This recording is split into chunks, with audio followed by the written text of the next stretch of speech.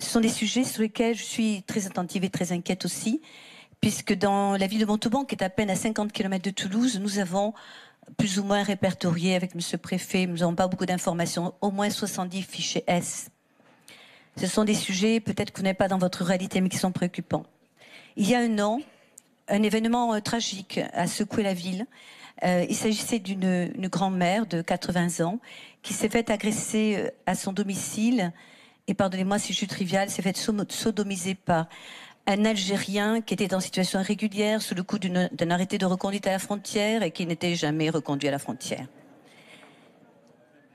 Non, mais voilà, je savais que c'était un sujet sensible, mais Monsieur le Président nous a permis de l'aborder et je souhaite pouvoir l'aborder en toute simplicité. J'ai lu dans les cahiers de doléances qu'il fallait arrêter l'immigration massive.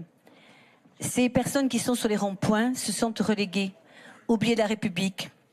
Ces personnes qui sont sur les ronds-points, les gilets jaunes, et j'ai des textes que je peux vous soumettre, mais je ne veux pas alourdir le débat, s'inquiètent d'être plus maltraités que de personnes qui viennent d'ailleurs. Ils l'expriment avec leur drapeau tricolore sur les ronds-points, ils l'expriment en chantant la Marseillaise quand ils défilent. Ce ne sont pas tous des casseurs. Moi, je les ai reçus dans ma mairie. Ce sont de pauvres gens.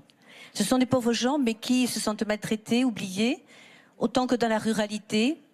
Par exemple, quand ils envoient dans leurs écoles leurs enfants, dans des écoles où leurs enfants sont minoritaires quand ils parlent français. Quand nous parlons, par exemple, des mineurs isolés, vous savez, ces mineurs qui viennent d'ailleurs, eh bien, et que l'on voit que pour nos propres mineurs qui ont des problèmes qu'on devrait pouvoir placer dans des familles d'accueil, dans le cadre de la protection de l'enfance, eh bien, tout ça n'est pas possible parce que tous ces établissements d'accueil, toutes ces familles d'accueil sont complètement embolisés par justement ces mineurs isolés.